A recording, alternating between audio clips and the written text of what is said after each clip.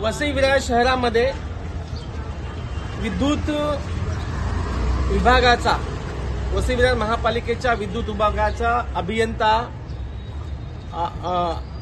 Executive engineer Jadhav साहेब आहे. त्यांना मी वारंवार सांगितलं की अनेक ठिकाणी वसई विरारमध्ये पोलच्या एलईडी लाईट गेल्याच्या नंतर त्यांचे कर्मचारी लाईट काढून नेतात आणि 15 दिवस, महिनाभर, 2 महिने जोपर्यंत दुसरी कंप्लेंट करत नाही की आमच्याकडे लाईट नाही आहे उपलब्ध किंवा लाईट ही बंद आहे, त्यानंतर ते लाईटी आणून लावतात. ठेक्यामध्ये असं प्रावधान असते की तुम्ही एकदा लाईट काढली की तुरंत ती दुसरी लाईट तिथे लावायची असते. ती लाईटीचे काम होत नाही. ठेकेदारांनी याच्यामध्ये भ्रष्टाचार केलेला आहे आणि जो इंजिनियर आहे एक्झिक्युटिव्ह इंजिनियर जाधव हाही तेवढाच त्याच्यामध्ये दोषी आहे. तर यांच्यावर आयुक्तांनी कारवाई करावी. जी बल्बचा साठा आहे तो साठा गेला कुठे?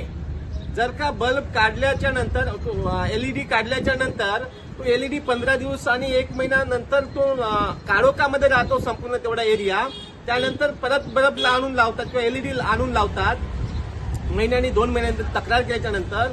तर हा जो भोंगळ कारभार आहे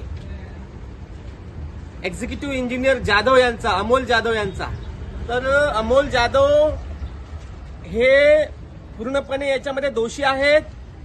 ते या पदासाठी नालायक आहेत असं मला वाटतं. त्यांच्याकडे मी अनेकदा तक्रारी केल्या फोनवरून, व्हॉट्सअप चॅटिंग पण केली, अनेक वेळा सांगितलं, त्यांचे उपअभियंता यांनाही सांगितलं.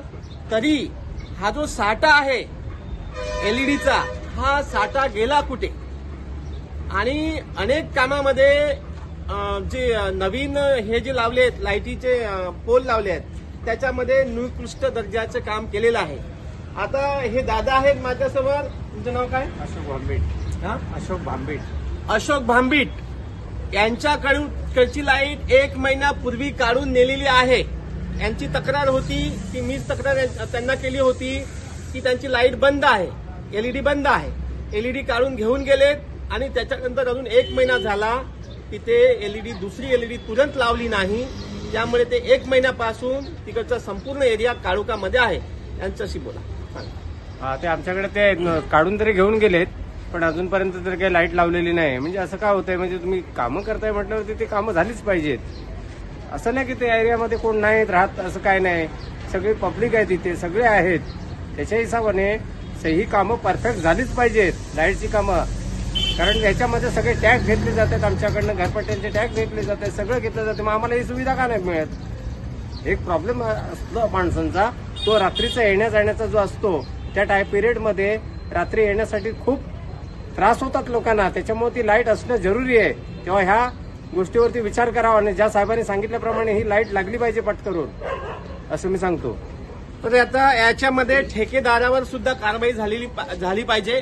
ठेकेदार पण याच्यामध्ये दोषी आहे. चुकीच्या म्हणजे भ्रष्टाचारी लोकांना ठेके देऊन आणि त्याच्यातनी पर्सेंटेज ठेवून, त्यामुळे पर्सेंटेज ठेवल्यामुळे हे अशा भोंगळ कारभार महापालिकेमध्ये चालू आहे अमोल जाधव यांच्या नेतृत्वात. तरी अमोल जाधव यांनी तात्काळ कार्यवाही करून अशा प्रकारचा जो महिना 2-2 महिने लोकांना अंधारात ठेवण्याचा जो षडयंत्र चालवलेला आहे ते तात्काळ थांबवलं पाहिजे.